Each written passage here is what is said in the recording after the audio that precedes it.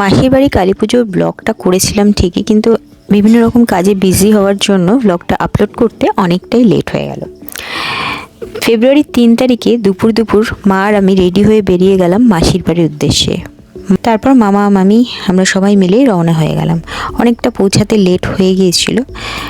এরপর পৌঁছেই সবাই তাড়া দিল যে 10 মিনিটে রেডি হয়ে নিচে নেমে আসতে হবে। কখনো সেটা পসিবল? একদমই না। তবুও চেষ্টা করেছিলাম 10 মিনিটে রেডি হওয়ার। তার মধ্যে আমার সুন্দরী ফটোগ্রাফার পিউ ভিডিও তুলে দিচ্ছে এবং ফটো তুলে দিচ্ছে, দেখতেই পাচ্ছ ও খুব সুন্দর ভিডিও এবং ফটো তোলে। এরপর দেখো আমি রেডি হয়ে নিচে চলে এসেছি, আর মায়ের মুখটা দেখো কি সুইট হয়েছে, মানে মনে হচ্ছে জড়িয়ে ধরে আদর করি, এতটাই কিউট হয়েছিল মায়ের মুখটা। আশেপাশে কত খাবারের স্টল ছিল, কিন্তু আমি একটা কিছুও খেতে পারিনি। যদিও কোনো কষ্ট হয়নি, কারণ আমি মায়ের জন্য উপোস করেছিলাম প্রথমবার। পুজোর গোছগাছ নৈবেদ্য সব রেডি, কিন্তু পুজো স্টার্ট হতে হতে প্রায় 12টা বেজে গেছিলো। পুজোর কাজ করতে পারা হলো একটা ভাগ্যের ব্যাপার। মা সেই সুযোগটাই আমাকে সেদিন করে দিয়েছিল। থ্যাংক ইউ মা।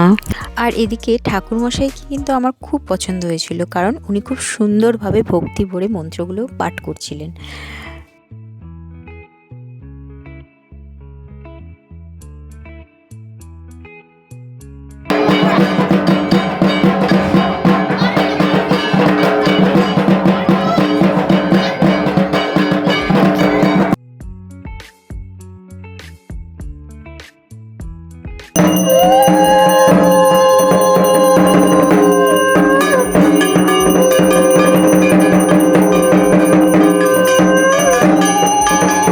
পুজোর মাঝেও কিন্তু আবার ব্রেক চলেছিল। কি, আমি ডান্স করতে চলে গেছিলাম সবার সাথে, নাচানাচি করে আবার পুজোর কাছে ফিরে এসেছি।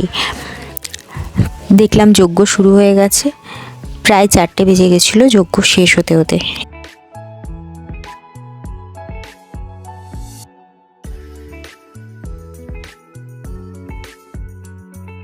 এরপর প্রদীপ জ্বালানোর পালা। পুজো প্রায় শেষের মুখে, বরণ শুরু হলো। একে একে সবাই বরণ করে মাকে বিদায় দেওয়ার পালা। শেষে মায়ের মুখটা দেখে খুব খারাপ লাগছিল। প্রথম দিকে মায়ের মুখটা এত জলজল করছিল, কিন্তু যখন বিদায়ের সময় হলো মায়ের মুখটাই যেন ভারাক্রান্ত হয়ে পড়লো। সত্যি এগুলোই বোঝা যায় যে মা সত্যি আছে। যদিও সব কিছু সময় নিয়মেই চলে, তাই মাকে বিদায় দিয়ে প্রসাদ খেয়ে উপোস ভঙ্গ করলাম। দেন টানা ঘুম, আর ঘুম থেকে উঠে সেজে গুজে আমরা সর্ষে ক্ষেত খুঁজতে বেরিয়ে গেছিলাম, কারণ কিছু রিলস বানানো ছিল, ফটো তোলার ছিল। এবার প্রচুর হেঁটে হেঁটে অবশেষে সেই গাদা বাগান সর্ষে ক্ষেত দেখতে পেয়ে ফটো ভিডিও তুলে নিলাম। এরপর দুপুরে জমিয়ে মাংস ভাত খেয়ে মাসির বাড়ি থেকে বেরিয়ে পড়লাম। অনেকদিন পর ভ্যানে উঠেছি, মানে এটা ছোটোবেলার কথা মনে পড়ে গেল। তোমরা তো হয়তো মানে উঠেছো, আমি অনেক ছোটোবেলায় এই মাসি বাড়িতে আসলে তখন উঠতাম, তো হেভি লাগছে, অনেক ছোটোবেলার কথাটা মনে পড়ে যাচ্ছে। এরকমভাবে ভ্যানে করে কি মজা হতো, সেই জিনিসগুলো মনে পড়ে যায়। ছোটোবেলাটা খুব তাড়াতাড়ি শেষ হয়ে যায়, তাই না?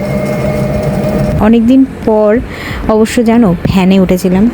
সেটা হয়তো খুব সামান্য ব্যাপার, কিন্তু আমার কাছে অসামান্য, কারণ সেটা ছোটোবেলার স্মৃতি মনে করিয়ে দিয়েছিল। খুব খারাপ লাগছিল আসতে, কিন্তু আসতেই হতো। সুন্দর দিনগুলো হাসি খুশি মজা আনন্দে কত তাড়াতাড়ি কেটে যায়, তাই না? তবুও এইটুকু নিয়েই তো আমাদের জীবনে যেমন দুঃখ থাকবে, তেমনি হাসি মজা থাকবে, ভালো থাকবে, খারাপও থাকবে। সেটা থেকে ভালোটাকে আমাদের বেছে নিতে হবে। দেখতে দেখতে ব্লগটা শেষ। ভালো লাগলে অবশ্যই লাইক শেয়ার করো। শেষে রয়েছে সুন্দর সুন্দর ফটো, দেখতে ভুলো না কিন্তু। টাটা।